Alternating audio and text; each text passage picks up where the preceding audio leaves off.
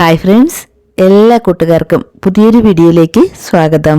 ഇന്നത്തെ നമ്മുടെ റെസിപ്പി എന്ന് പറയുന്നത് ഈ ചൂടിനും നോമ്പ് തുറയ്ക്കുമൊക്കെ കുടിക്കാൻ പറ്റിയ നല്ലൊരു ഡ്രിങ്കാണ്. വളരെ ഈസി ആയിട്ട് നമുക്കിത് ഉണ്ടാക്കിയെടുക്കാവുന്നതാണ്. കുട്ടികൾക്കും മുതിർന്നവർക്കുമൊക്കെ ഒരുപോലെ ഇഷ്ടമാവുന്ന ഈ സാഗോ ഫ്രൂട്ട് കസ്റ്റാർഡ് എങ്ങനെയാണ് തയ്യാറാക്കിയെടുക്കുന്നത് നമുക്കൊന്ന് നോക്കാം. ഇതിനായിട്ട് ഞാനിവിടെ 1/2 ലിറ്റർ പാലാണ് എടുക്കുന്നത്.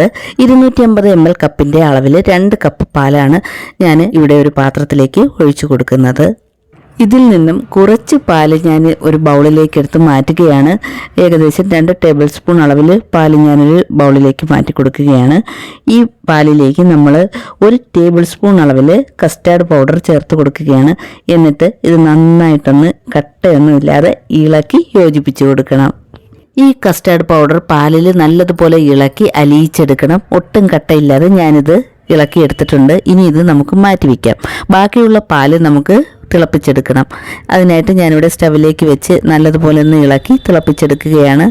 പാല് തിളച്ച് വരുന്ന സമയത്ത് നമുക്കിതിലേക്ക് മധുരത്തിനാവശ്യമായ പഞ്ചസാര ചേർത്ത് കൊടുക്കാം. ഞാനിവിടെ 1/2 കപ്പ് അളവിലാണ് പഞ്ചസാര ചേർത്ത് കൊടുത്തിട്ടുള്ളത്. അതിനുശേഷം നല്ലതുപോലെ ഒന്ന് ഇളക്കി അലിയിച്ചെടുക്കണം. തിളച്ച് കഴിയുമ്പോൾ നമ്മളിത് മീഡിയം ഫ്ലെയിമിലേക്കാക്കി നല്ലതുപോലെ ഒന്ന് ഇളക്കി കൊടുക്കാം. പഞ്ചസാരയൊക്കെ ഇപ്പോൾ നല്ലതുപോലെ അലിഞ്ഞു വന്നിട്ടുണ്ട്. ഇനി ഇതിലേക്ക് നമ്മൾ നേരത്തെ കലക്കി വെച്ചിരുന്ന ആ കസ്റ്റാർഡ് പൗഡർ നല്ലതുപോലെ ഒന്ന് ഇളക്കിയതിന് ശേഷം മാത്രം നമ്മൾ ഈ പാലിലേക്ക് ചേർത്ത് കൊടുക്കുകയാണ്. നല്ലതുപോലെ ഇളക്കിയില്ല എന്നുണ്ടെങ്കിൽ ഈ കസ്റ്റാർഡ് പൗഡർ അടിയിൽ കട്ട പിടിച്ചിരിക്കും. അതുകൊണ്ടാണ് നല്ലതുപോലെ ഇളക്കി ഒന്ന് ഈ പാലിൽ ചേർത്ത് കൊടുക്കുന്നത്. പാലിൽ ചേർത്ത ശേഷം നമ്മൾ നല്ലതുപോലെ ഇളക്കി കൊടുക്കണം. അതിനുശേഷം നമ്മൾ 2 മിനിറ്റ് സമയം ഇത് ഒന്ന് ഇളക്കി കുറുക്കിയെടുക്കണം. ഇപ്പോൾ ഇത് നല്ലതുപോലെ കുറുകി വന്നിട്ടുണ്ട്. ഈ ഒരു സമയമാകുമ്പോഴേക്കും നമുക്ക് സ്റ്റൗ ഓഫ് ചെയ്യാം.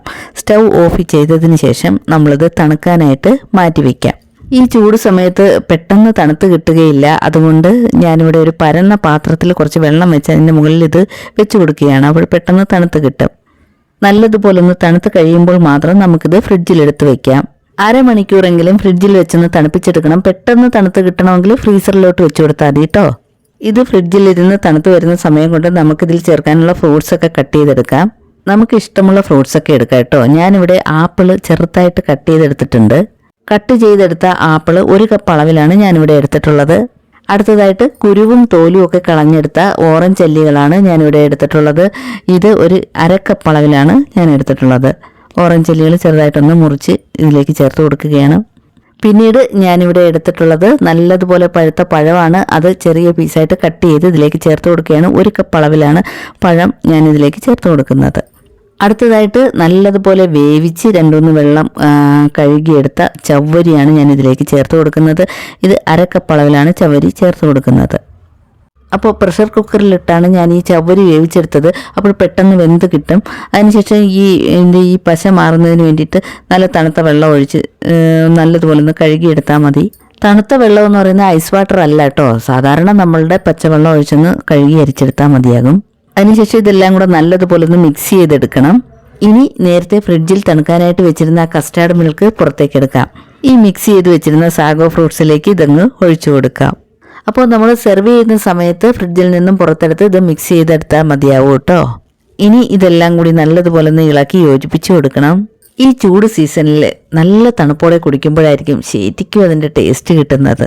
അതുകൊണ്ട് ഞാൻ ഇതിലേക്ക് കുറച്ച് ഐസ് ക്യൂബ്സും കൂടി ചേർത്ത് കൊടുക്കുകയാണ്. ഐസ് ക്യൂബ്സും കൂടി ചേർത്ത ശേഷം നല്ലതുപോലെ ഒന്ന് ഇളക്കി കൊടുക്കാം. വീഡിയോ കണ്ടുകൊണ്ടിരിക്കുന്ന കൂട്ടുകാർ മറക്കാതെ ഒന്ന് ലൈക്ക് ചെയ്തേക്കണേ. അതുപോലെ ആദ്യമായിട്ട് കാണുന്നവരാരെങ്കിലും ഉണ്ടെങ്കിൽ സബ്സ്ക്രൈബ് ചെയ്തൊന്ന് കൂട്ടാക്കാനും മറന്നു പോകരുത്. പാലും ഫ്രൂട്ട്സും ഒക്കെ ചേരുന്നത് കൊണ്ട് തന്നെ ഈ ഡ്രിങ്ക് കുടിച്ചാൽ അത്യാവശ്യം വിശപ്പും ദാഹവും ക്ഷീണവും ഒക്കെ മാറി കിട്ടുന്നതാണ്. നേരത്തെ കുതിർത്ത് വെച്ചിരുന്ന സബ്ജ സീഡ്സും കൂടി നമുക്കിതിൻ്റെ മുകളിലേക്ക് ചേർത്ത് കൊടുക്കാം. സബ്ജ സീഡ്സ് ചേർത്ത് കൊടുത്ത ശേഷം നല്ലതുപോലെ ഒന്ന് ഇളക്കി യോജിപ്പിച്ച് കൊടുക്കണം. നമ്മുടെ റീഫ്രഷിംഗ് ഡ്രിങ്ക് ഇവിടെ റെഡി ആയിട്ടുണ്ട്. കുറച്ച് പാലും കസ്റ്റർഡ് പൗഡറും ചവ്വരിയും പിന്നെ കുറച്ച് നമുക്ക് ഇഷ്ടമുള്ള ഫ്രൂട്ട്സൊക്കെ വെച്ചിട്ട് വളരെ പെട്ടെന്ന് തയ്യാറാക്കിയെടുക്കാൻ പറ്റിയ നല്ലൊരു ഡ്രിങ്ക് തന്നെയാണിത്. അപ്പോൾ എല്ലാവരും ഉണ്ടാക്കി നോക്കുക. വീഡിയോ ഇഷ്ടമായെങ്കിൽ ഷെയർ ചെയ്ത് നിങ്ങളുടെ വിലയേറിയ അഭിപ്രായം രേഖപ്പെടുത്താനും മറന്നു പോകരുത്. Thanks for watching.